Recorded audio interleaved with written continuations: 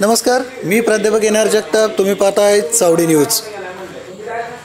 सासवड नगर परिषदेची निवडणुकीची रणधुमाळी सुरू झालेली आहे. सासवड नगर परिषद सार्वत्रिक निवडणूक 2025 रणधुमाळी सुरू होती आहे. उमेदवारांच्या प्रचाराला सुरुवात झालेली आहे. विवेक जगताप, विवेकची अगोदरची एक मुलाखत तुम्ही चावडी न्यूजलाच बघितलेली आहे आणि आत्ता विवेक पक्षाच्या प्रचारासाठीचा मोर्चा बांधणी करतोय. मला त्याच्याकडून जाणून घ्यायचं आहे की नेमकं आत्ता कल काय आहे. विवेक, आत्ता सध्या सासवडच्या जी निवडणुकीचं वातावरण आहे ती रणधुमाळी सुरू झालेली आहे. एकंदरीत काय वाटतंय, काय कल राहील मतदानाचा? तुझा ओव्हरऑल जो अभ्यास आहे तो काय सांगतोय की सासवडमध्ये काय कल राहील?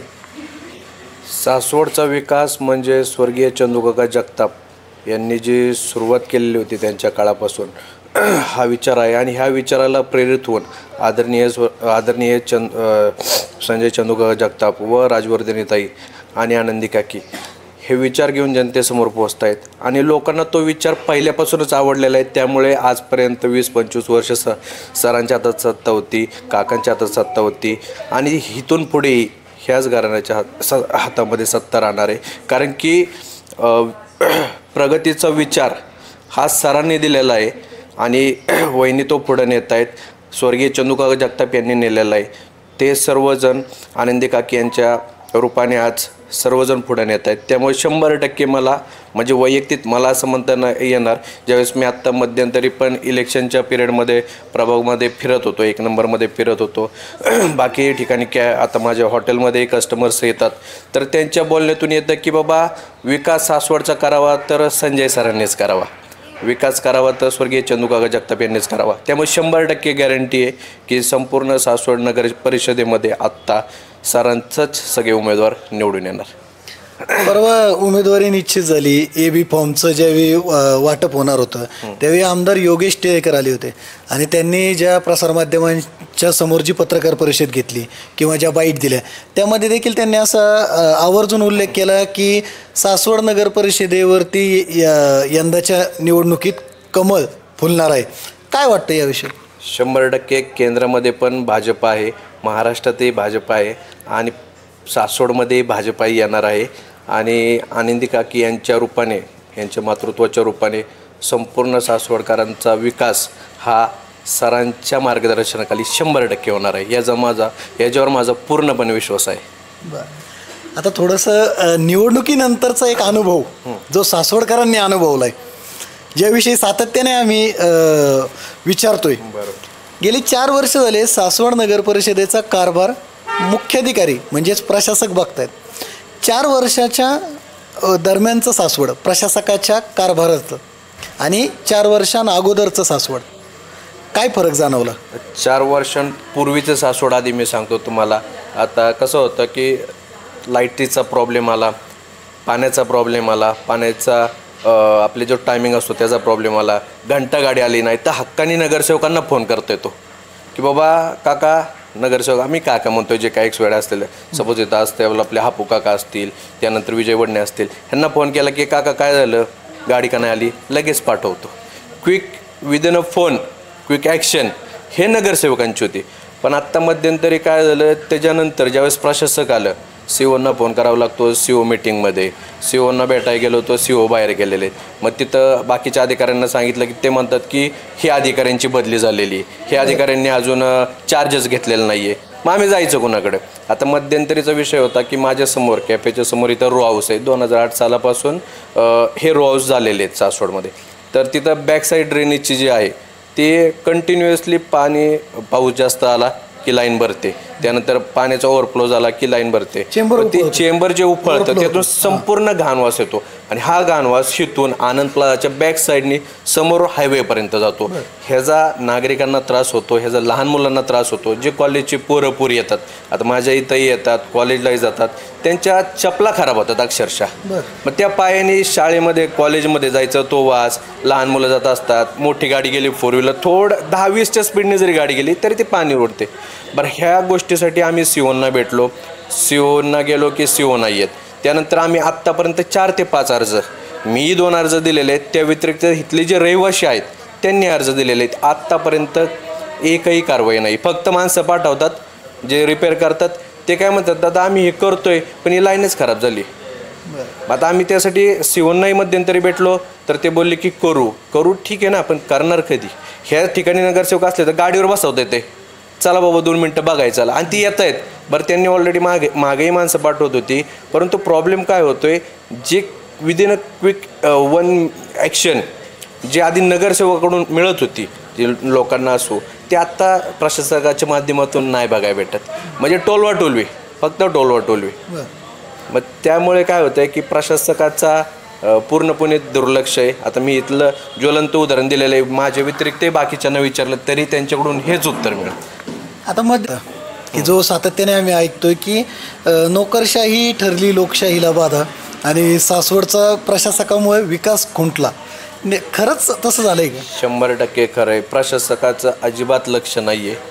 म्हणजे फक्त टोलवाटोलवीची उत्तरं, गेलो की टाईम देत नाही.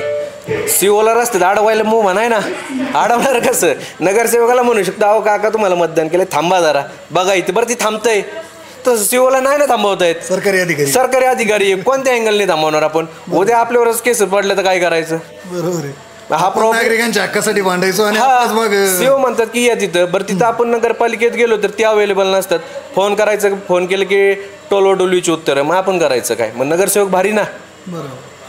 काय वाटतं आता हा जो प्रशासकाचा काळ अनुभवला सासवडकरांनी, जी खंत तू व्यक्त केली आहे ती ज्या ज्या मतदारांना सासवडकरांना अनुभवास आली त्यांनी बघितली, आता यानंतर मग नगरसेवक नगराध्यक्ष म्हणजेच लोकप्रतिनिधी असणं ही गरज आत्ता जाणवली असेल का? बरोबर, 100% गरज आहे.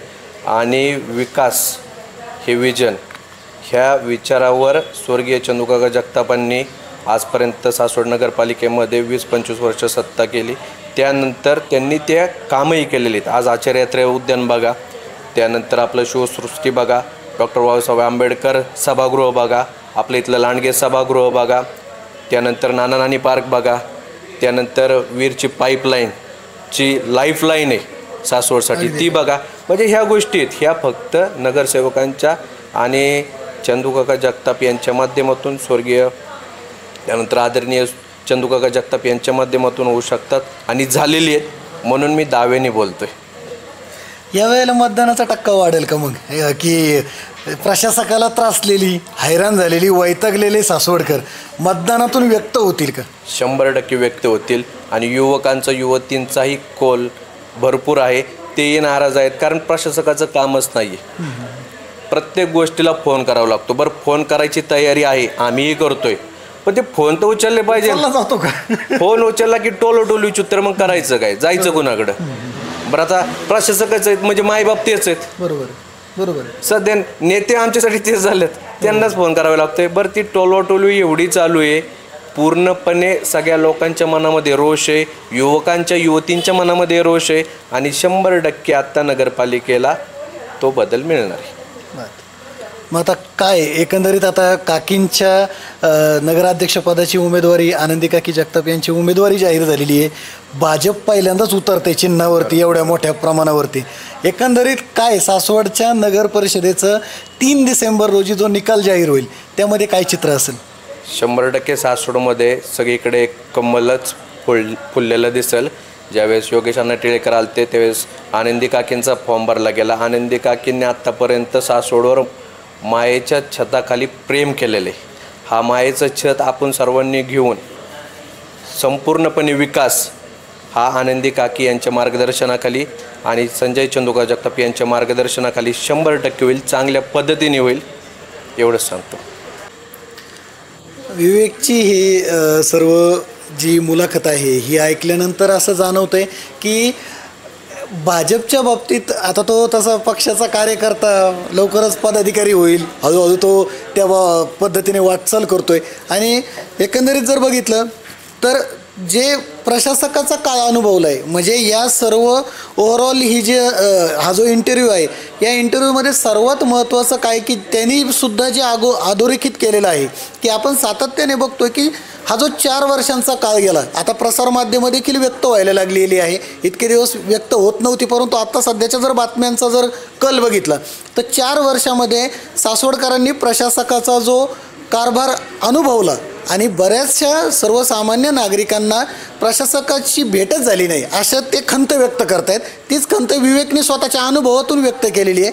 एकंदरीत काय की सध्याचा जर कल पाहता प्रशासकाचा हा जो मनमानी म्हणा भोंगळ कारभार जे नागरिक सांगतायत की हा मनमानी आणि भोंगळ कारभार होता, यातून नागरिक मतदानातून व्यक्त होतील आणि मतदानाचा टक्का यंदाच्या सासवड नगरपरिषदेच्या निवडणुकीमध्ये वाढेल. तर मित्रांनो, आजचा व्हिडिओ तुम्हाला कसा वाटला कमेंटमध्ये नक्की कळवा. व्हिडिओ आवडल्यास लाईक करा, शेअर करा. चावडी न्यूज चॅनल सबस्क्राईब करायला विसरू नका. सासवड नगरपरिषदेचे सार्वत्रिक निवडणूक 2025चे अपडेट आम्ही तुमच्यापर्यंत चावडी न्यूजच्या माध्यमातून पोहोचवत आहोत. हे अपडेट तुम्हाला वेळेत मिळण्यासाठी सर्वात महत्त्वाचं आहे चॅनलला सबस्क्राईब करणं. चॅनल सबस्क्राईब करण्यासाठी व्हिडिओखालील सबस्क्राईब बटनवरती क्लिक करा व नंतर येणाऱ्या बेल आयकॉनला प्रेस करायला विसरू नका. तुर्तास धन्यवाद.